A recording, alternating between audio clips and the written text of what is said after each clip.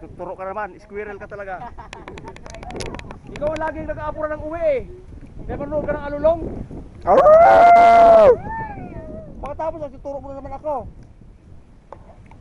Bigyan mo muna si Sir, nagagalit eh. Nagpapahinga ako doon eh. Oh, kamot.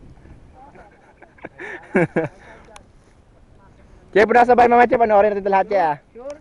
Pwede ka nga dumaan dyan sa may sanga eh. Papasag ko.